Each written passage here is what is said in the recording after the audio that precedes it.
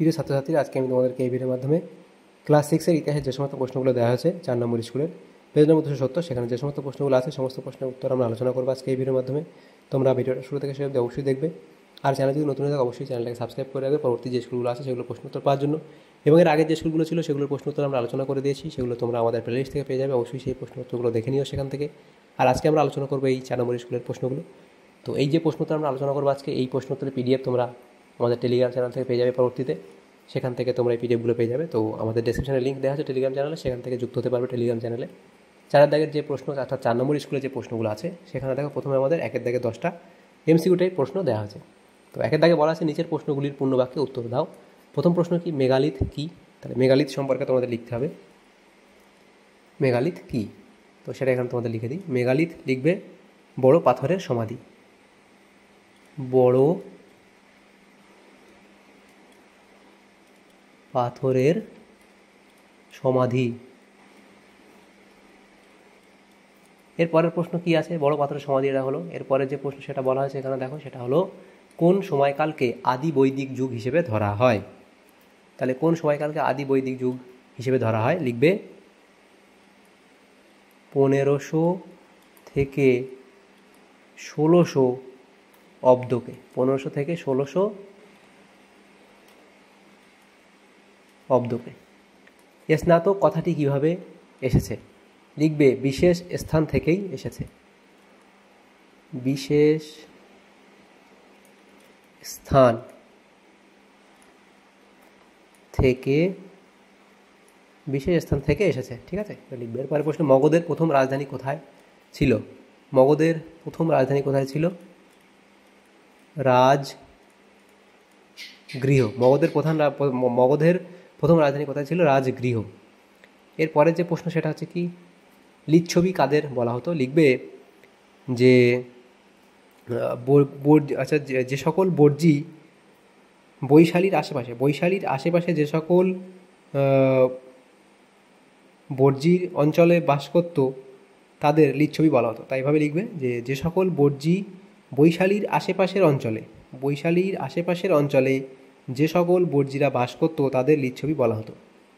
এটা লিখবে যে বৈশালীর আশেপাশের অঞ্চলে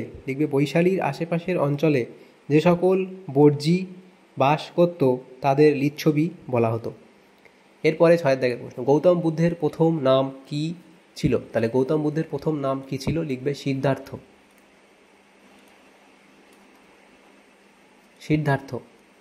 এরপরে প্রশ্ন, সম্রাট মহিলা হলে তাকে কি বলা হতো?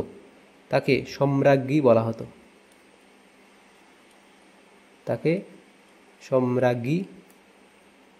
এরপরে প্রশ্ন, শেষ নন্দ রাজা কে ছিলেন? সেটা হলো ধননন্দ। তাহলে শেষ নন্দ রাজা কে ছিলেন? ধননন্দ। এরপরে প্রশ্ন, ইন্ডিকা গ্রন্থটি রচয়িতা কে? সেটা হবে মেগাস্থিনিস।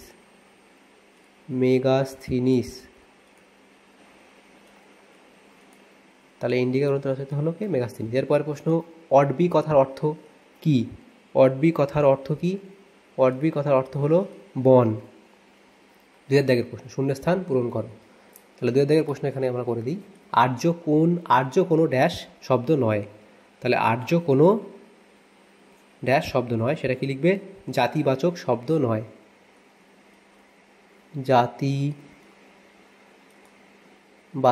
নয়। বেদ শব্দ এসেছে ড্যাশ শব্দ থেকে। তাহলে এটা হবে বিদ শব্দ থেকে এসেছে। এরপরে 3 দাগে, ঋগ্বেদে ড্যাশ পর্বতের উল্লেখ নেই। তাহলে ঋগ্বেদে বিন্ধ্য পর্বতের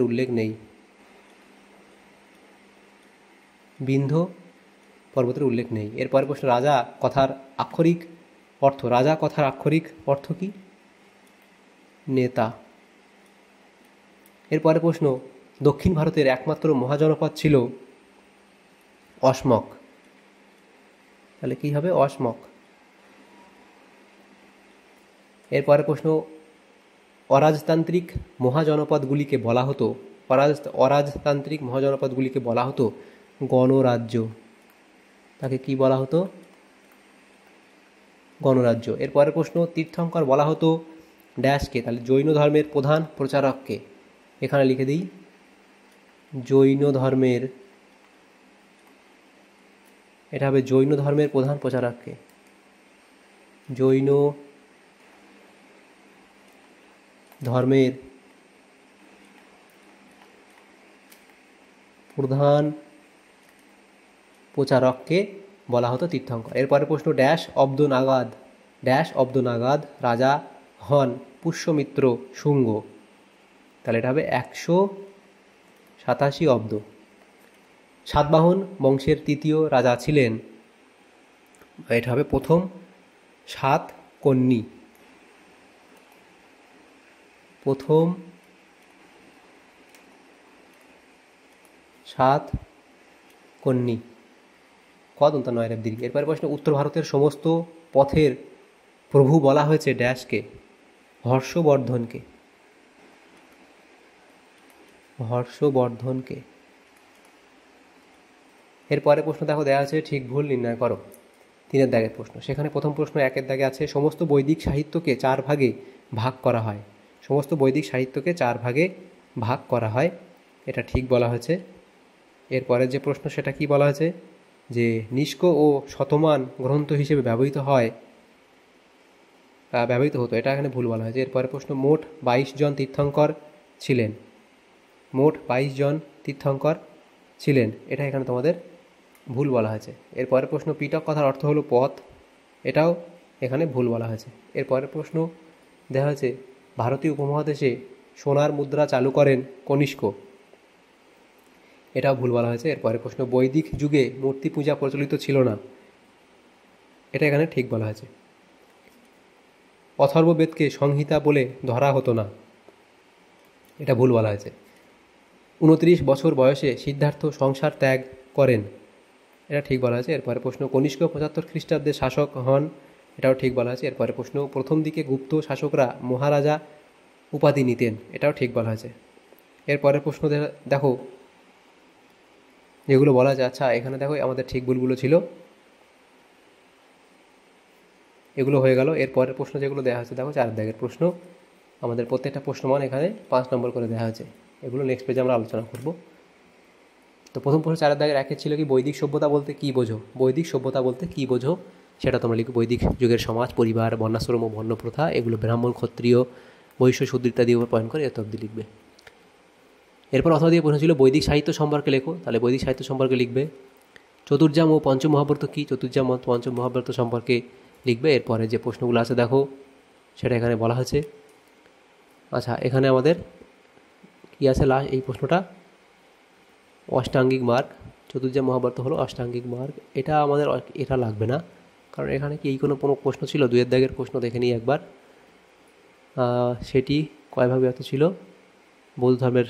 আচ্ছা অষ্টাঙ্গিক মার্গ সম্পর্কে লেখো, তাহলে আমাদের এখানে এই প্রশ্নের সাথে ছিল এই পার্টটা, যে মহাভারত কী, চতুর্যাম ও পঞ্চম মহাভারত কী, এবং তারপর ছিল বৌদ্ধ ধর্মগ্রন্থের নাম কি, সেটি কত ভাগে বিভক্ত ও কী কী, এবং অষ্টাঙ্গিক মার্গ সম্পর্কে লেখো। তাহলে এই প্রশ্নটা ছিল না 2 দাগের অথবা দিয়ে প্রশ্ন, তাহলে এখানে আমাদের এইটা 2 দাগের অর, মনে রাখবে 2 দাগের অরের প্রশ্ন এইটা, এই অবধি তোমাদের লিখতে হবে। এরপরে প্রশ্ন 3 দাগের, অর্থশাস্ত্র কার রচনা, এর মূল বিষয়বস্তু আলোচনা করো, তাহলে এর মূল বিষয়বস্তু আলোচনা করবে। অথবা দিয়ে প্রশ্ন ছিল অশোকের ধর্ম বলতে কী বোঝো, সেটাই অবধি লিখবে। তারপরে প্রশ্ন, আচ্ছা অশোকের ধর্ম বলতে এখানে অশোকের ধর্মের মূলনীতি, এবং তারপরের পার্টটা এটুকু লিখবে, অশোকের ধর্মের বৈশিষ্ট্য এই অবধি। এরপরে প্রশ্ন, হর্ষচরিত কার রচনা, মানভট্টের, এবং এই গ্রন্থে কী আলোচনা করা হয়েছে সেটা লিখবে। সাতবাহন শাসকদের শাসন পদ্ধতি আলোচনা করো, সেটা এই অবধি তোমরা লিখবে। তাহলে দেখো আমাদের এখানে যে সমস্ত প্রশ্নগুলো ছিল ক্লাস 6-এর 4 নম্বর স্কুলের ইতিহাসের যে সমস্ত প্রশ্নগুলো ছিল, সমস্ত প্রশ্নের উত্তর আমরা আলোচনা করলাম আজকে এই ভিডিওর মাধ্যমে। তোমাদের যদি সামান্যতম উপকার এসে থাকে ভিডিওটা অবশ্যই লাইক করবে, আর বেশি বেশি করে বন্ধুদের সাথে শেয়ার করবে, এবং পরবর্তী যে স্কুলগুলো আছে সেগুলোর প্রশ্ন উত্তর পাওয়ার জন্য অবশ্যই তোমরা আমাদের চ্যানেলটাকে সাবস্ক্রাইব করে রাখবে। Thank you, thanks for watching.